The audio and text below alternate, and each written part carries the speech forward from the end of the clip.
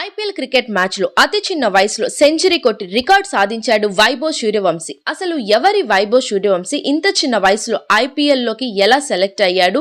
అతని స్టోరీ అనేది ఈ జనరేషన్ వాళ్ళకి ఇన్స్పైరింగ్ అనే చెప్పొచ్చు. సో వీడియోలోకి వెళ్లే ముందు మన ఛానల్ ఎవరైనా ఫస్ట్ టైం చూస్తున్నట్లయితే ఛానల్ని సబ్స్క్రైబ్ అయితే చేసేసుకోండి. వైభవ్ సూర్యవంశీ 2011లో మార్చ్ 27న బీహార్లో సంస్థపూర్ అని ఒక డిస్టిక్లో తాజ్పూర్ అని ఒక గ్రామంలో జన్మించాడు. అతని తండ్రి సంజీవ్, అతను ఒక ఫార్మర్. వైభవ్కి 4 ఏళ్ల వయసు ఉన్నప్పటి నుంచే క్రికెట్ మీద ఆసక్తి అనేది మొదలైంది. అది తెలుసుకున్న తండ్రి అతన్ని ఎంకరేజ్ చేయడమే కాకుండా ఇంటి పక్కన ఒక చిన్న ప్లే గ్రౌండ్ ని ఏర్పాటు చేసి అతను ఫస్ట్ కోచ్ అయ్యాడు తన తండ్రి. తన 9 సంవత్సరాల వరకు వైభవ్ కోచ్ తన తండ్రి. రోజుకి దాదాపు 200 నుంచి 300 బాల్స్ వరకు ప్రాక్టీస్ చేసేవారట. ఇంకా వైభవ్ 9 సంవత్సరాలకి క్రికెట్ కోచింగ్ కోసం క్రికెట్ అకాడమీలోకి చేర్చారు. దానికోసం వాళ్ళ ఏకైక జీవన ఆధారమైన వాళ్ళ పొలాన్ని అమ్మి మరీ క్రికెట్ కోచింగ్ కోసం జాయిన్ చేశారు. దాన్ని పట్టే తెలుస్తుంది వైభవ్ తండ్రికి తన కొడుకు మీద ఎంత నమ్మకం ఉంది అనేది. ఇక వైభవ్కి 9 సంవత్సరాల నుంచి తన కోచ్ అయ్యాడు మనీష్ ఓజా. అతను చెప్పిన మాట వింటే మీరు ఇంకా షాక్ అవుతారు. డైలీ దాదాపు 100 కిలోమీటర్ల వరకు ట్రావెల్ చేసేవాడట వైభవ్. అంటే సమస్తపూర్ నుంచి పాట్నాకి ఈ క్రికెట్ ట్రైనింగ్ కోసం అతను ట్రావెల్ చేసేవారట. దాన్ని పట్టే తెలుస్తుంది వైభవ్కి క్రికెట్ అంటే ఎంత ఆసక్తి, ఎంత పట్టుదల ఉంది అనేది. అలా ఒక్కొక్క మెట్టు ఎక్కుతూ వచ్చాడు. ఇక తన 12 ఏళ్ల వయసు ఉన్నప్పుడు బీహార్ టీంకి సెలెక్ట్ అయ్యి 5 మ్యాచ్లో 400 పరుగుల వరకు తీశారు. అంతేకాదండి, 2024లో జనవరిన రంజిన్ ట్రోఫీలో బీహార్ టీంలో సెలెక్ట్ అయ్యి 12 ఏళ్ళకి, అంటే అప్పటికి తన వయసు 12 ఏళ్ళకి ఫస్ట్ క్లాస్ క్రికెట్లోకి ఎంటర్ అయ్యాడు. అదే సచిన్ టెండూల్కర్ 15 సంవత్సరాలకి ఫస్ట్ క్లాస్ క్రికెట్లోకి ఎంటర్ అయ్యాడు. అంటే సచిన్ టెండూల్కర్ కన్నా కూడా చిన్న వయసులోనే ఈ ఫస్ట్ క్లాస్ క్రికెట్లోకి ఎంటర్ అయ్యాడు వైభవ్. ఇంకా 2024 సెప్టెంబర్లో ఇండియా అండర్-19 టీంలో కూడా తనకి అవకాశం అనేది వచ్చింది. సో చెన్నైలో ఇండియాతో పాటు ఆస్ట్రేలియా కూడా ఆడింది. అందులో వైభవ్ సెంచరీ కొట్టి కొత్త రికార్డ్ అనేది సాధించాడు. అంటే తక్కువ వయసులో సెంచరీ చేసిన ఫస్ట్ ఇండియన్ ప్లేయర్గా, క్రికెటర్గా రికార్డ్ అనేది సాధించారు. ఇక అందరి దృష్టి అతనిపైనే మళ్ళింది. అలా తనకి ఐపీఎల్లో అవకాశం అనేది వచ్చింది. అసలు ఐపీఎల్లో ఇంత చిన్న వయసులో అవకాశం ఎలా వస్తుంది అనేది ఇప్పుడు నేను క్లారిటీగా చెప్తాను. ఐసీఐసీలో జాయిన్ అవ్వాలి అంటే మినిమంగా 15 సంవత్సరాలు అనేది ఉండాలి. అదే ఐపీఎల్ అనేది ప్రొఫెషనల్గా 2020 క్రికెట్ లీగ్ అనమాట. సో దీన్ని ఆర్గనైజ్ చేసేది బీసీసీఐ వాళ్ళు, అంటే board control for cricket in India, వీళ్ళు ఆర్గనైజ్ చేస్తారు. సో ఈ బీసీసీఐ వాళ్ళకి ఏజ్ లిమిట్ అనేది లేదు. కాబట్టి ఈ ఐపీఎల్లో వైభవ్కి అవకాశం అనేది వచ్చిందనమాట. సో ఈ ఐపీఎల్ 2025లో మెగా మేళాలో ఆక్షన్ అనేది జరిగింది. సో అప్పటికి వైభవ్ ఎలా ఆడతాడు ఏంటి అనేది ప్రతి ఒక్కరికి తెలుసు.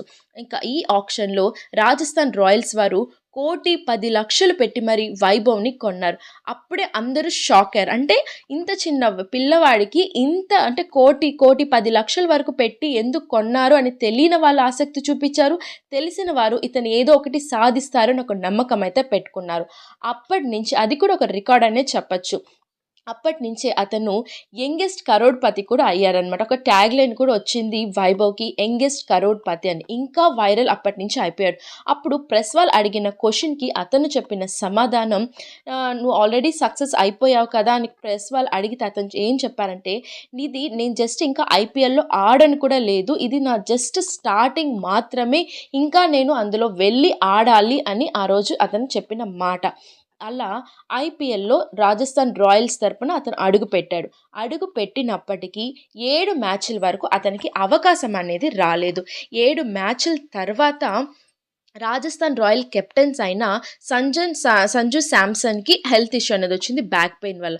సో దానివల్ల అతనికి అవకాశం అనేది వచ్చింది వైభవ్ సూర్యవంశీకి. సో ఐపీఎల్లోకి మ్యాచ్ ఆడడానికి ఫస్ట్గా అడుగు పెట్టాడు అతని పార్ట్నర్ అయిన యశ్వి జైస్వాల్తో కలిసి ఆడడానికి. సో అంటే ఎవరైనా ఏదైనా ఫస్ట్ పని కొత్తగా స్టార్ట్ చేస్తున్నామంటే ఒక నర్వస్ అనేది ఉంటుంది, ఒక టెన్షన్ కూడా ఉంటుంది అనమాట. ఎలా చేస్తాము ఏంటి అని. కానీ వైభవ్‌లో ఎటువంటి నర్వస్ కూడా కనపడకుండా ఫస్ట్ బాల్‌లే 6 కొట్టి అందరిని షాక్‌కి గురి చేశాడు. అండ్ చాలామంది ఇంప్రెస్ కూడా అయ్యారు. అతని అంటే ఎలా కొట్టిన విధానం చూసి. అలా 20 బాల్స్‌కి 34 రన్స్ చేశాడు. అందులో 4 అంటే రెండొచ్చేసరికి ఫోర్స్ కొట్టాడు. అండ్ 6లో వచ్చేసరికి 3 కొట్టారు. అంటే ఫస్ట్ టైం ఐపీఎల్‌లో ఆడడమే దుమ్ము రేపాడనే చెప్పొచ్చు. 34 రన్స్ అయినప్పటికీ. అయినా అతను ఓడిపోయాడు. కానీ తిరిగి వచ్చేటప్పుడు మాత్రం అతను ఏడుస్తూ బయటకైతే వచ్చాడు. సో, అంటే అందరూ ఇంప్రెస్ అయ్యారు. కానీ అతను మాత్రం సంతోషంగా లేడు. సో, బయటొచ్చిన ప్రెస్ ఫస్ట్ అడిగిన క్వెషన్ బాగా ఆడారు. మరి ఎందుకు ఏడుస్తున్నారు అంటే అతను చెప్పిన సమాధానం ఏంటి అంటే, నేను సెంచరీ అన్నా, హాఫ్ సెంచరీ అయినా కొడతాను అనుకున్నాను. కానీ కొట్టలేకపోయాను. సో, నెక్స్ట్ వచ్చే దాంట్లో మాత్రం ఖచ్చితంగా నేను కొడితే సెంచరీ అయినా కొడతాను, లేదంటే హాఫ్ సెంచరీ అయినా కొడతాను అని చాలా అంటే చాలా కాన్ఫిడెంట్‌గా చెప్పాడు వైభవ్ సూర్యవంశీ.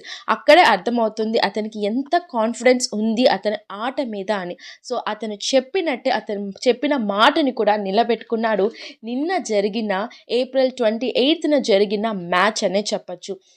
సో, గుజరాత్‌తో రాజస్థాన్ రాయల్స్ ఆడిన మ్యాచ్‌లో 11 సిక్సర్లు కొట్టి ఒక కొత్త రికార్డ్‌ని సాధించాడు ఐపీఎల్‌లో. అంతేకాకుండా ఫాస్టెస్ట్ సెంచరీ కొట్టిన ఒక ప్లేయర్‌గా కూడా రికార్డ్ సాధించాడు. సో, సెకండ్ యంగెస్ట్ ప్లేయర్ ఐపీఎల్‌గా ఫాస్టెస్ట్‌గా అండ్ సెంచరీ కొట్టిన యంగెస్ట్ ప్లేయర్‌గా కూడా ఒక కొత్త రికార్డ్ అనేది సాధించి తను ఏంటి అనేది నిరూపించుకున్నాడు. అంటే ఇక్కడ ఆడిన విధానంలో కూడా హాఫ్ సెంచరీ కొట్టినప్పుడు కూడా తను కనీసం బ్యాట్‌ని కూడా పైకి లేపలేదు. అంటే ఏదో సాధించాను అనే ఫేస్‌లో ఎక్కడా చూపించుకోలేదు.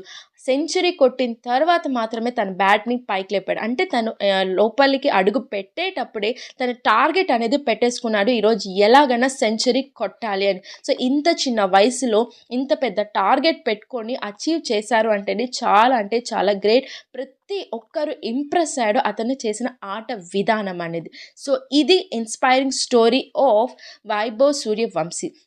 సో, దీని గురించి మీరేమనుకుంటున్నారు? సో, నిన్న మ్యాచ్ మీరు చూసారా? చూసి మీ ఒపీనియన్ ఏంటి అనేది కింద కామెంట్ చేసేయండి. మరెన్నో ఇలాంటి అప్డేట్స్ కోసం మన ఛానల్‌ని ఖచ్చితంగా లైక్ చేయండి, షేర్ చేయండి, సబ్స్క్రైబ్ చేసుకోవడం మాత్రం మర్చిపోకండి. Thank you.